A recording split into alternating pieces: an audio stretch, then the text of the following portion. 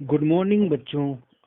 पिछली क्लास में हम लोगों ने अपने व्याकरण से हम लोगों ने भाषा तथा व्याकरण पाठ का अध्ययन करते हुए हम लोगों ने पिछली क्लासों में संज्ञा का भी अध्ययन किया है। तो उसी कड़ी में आज हम लोग सर्वनाम का अध्ययन करेंगे। सर्वनाम शब्द का अर्थ है सबका नाम। सर्व मतलब सबका नाम, सभी का नाम। और संज्ञा में हम लोगों ने पढ़ा था कि किसी व्यक्ति वस्तु स्थान के नाम को क्या कहते हैं, संज्ञा कहते हैं। और सर्वनाम सर्वनाम अर्थात सबका नाम। तो सर्वनाम की परिभाषा पहले हम देखते हैं। संज्ञा के स्थान पर प्रयोग किए जाने वाले शब्द को सर्वनाम कहते हैं। हम कह सकते हैं कि सर्वनाम वह शब्द होते हैं जो संज्ञा के स्थान पर प्रयोग में लाए जाते हैं। ठीक है, अब हम कुछ जो है उदाहरण देखेंगे। जैसे कि ये देखिए चित्र दिए हुए हैं 3। तो एक चित्र में रमेश अच्छा लड़का है, रमेश अच्छा लड़का है, रमेश समय पर पढ़ता है। तो यहाँ पे जो रंगीन शब्द है रमेश, यह क्या है, ये किसी का नाम है। और किसी का नाम में आप लोगों ने पढ़ा था कि किसी भी व्यक्ति वस्तु स्थान के नाम को संज्ञा कहते हैं। तो रमेश यहाँ पर एक नाम है, एक लड़के का नाम है। तो इसलिए रमेश क्या है, एक संज्ञा है। ऐसे ही रमेश समय पर पढ़ता है, रमेश को खेलना भी पसंद है, रमेश की बहन भी रमेश के साथ ही पढ़ती है।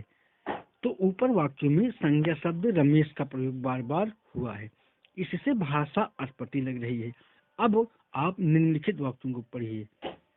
रमेश अच्छा लड़का है, वह, यहाँ पे देखिए जो वह शब्द है यह सर्वनाम शब्द है। ठीक है, तो पहले रमेश को उसका नाम के रूप में संबोधित किया गया, रमेश के नाम से। अब रमेश को जो है सर्वनाम के रूप में संबोधित किया जा रहा है वह शब्द लिख करके। वह समय पर पढ़ता है, उसको खेलना भी पसंद है, उसकी बहन भी उसके साथ ही पढ़ती है। तो यहाँ पे ये जो तीनों रंगीन शब्द हैं, वह, उसको और उसकी और उसके, यह सर्वनाम शब्द है।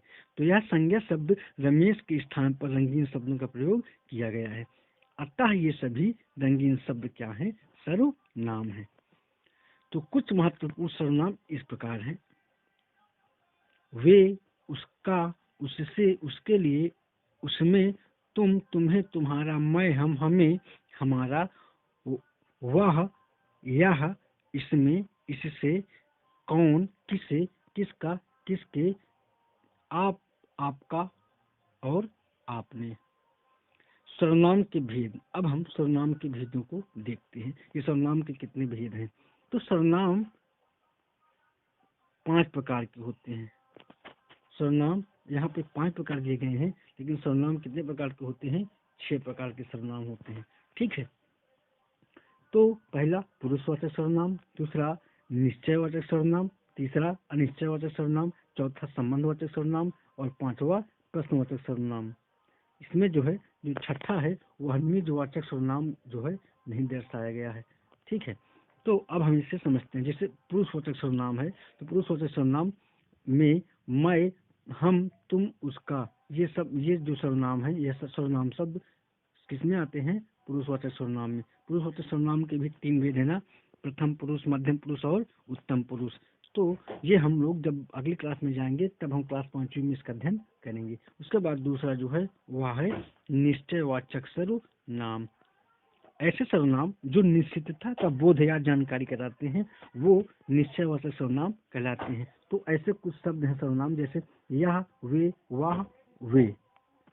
अब जो तीसरा सर्वनाम है वो है अनिश्चयवाचक सर्वनाम, जिससे निश्चितता का बोध न हो, चीजें अनिश्चित हो, तो वहाँ पे अनिश्चयवाचक सर्वनाम होता है। जैसे कोई, कई, कब, कोई बाहर खड़ा है दरवाजे के, कई लोग वहाँ जाएंगे, कब हमें विद्यालय जाना है। तो ये सब जो है अनिश्चयवाचक सर्वनाम है। ऐसे ही संबंधवाचक सर्वनाम, चौथा जो है वो संबंध, जो संबंध के विषय में जानकारी कराते हैं। जैसे जैसा, वैसा, जिसका, जैसा करोगे वैसा भरोगे। ठीक है, तो ये सब क्या है, ये संबंधवाचक सर्वनाम है जो संबंधों के विषय में जानकारी कराते हैं। प्रश्नवाचक सर्वनाम पांचवा, जहाँ पर प्रश्न पूछने का बोध हो वहाँ पे प्रश्नवाचक सर्वनाम होता है। ऐसे कुछ सर्वनाम शब्द जैसे कौन, किसका, कितना, कैसे। तो इस प्रकार हम लोगों ने देखा। अब जो छठवा है इसमें नहीं दिया हुआ है पाठ्य पुस्तक में, तो वो है निजवाचक। निजवाचक जो निजता के विषय में बताया, जैसे मैं अपना गृह कार्य स्वयं करूंगा, ठीक है, तो वह निजवाचक सर्वनाम का भेद, वो छठा भेद था। तो ठीक है बच्चों, बहुत बहुत धन्यवाद।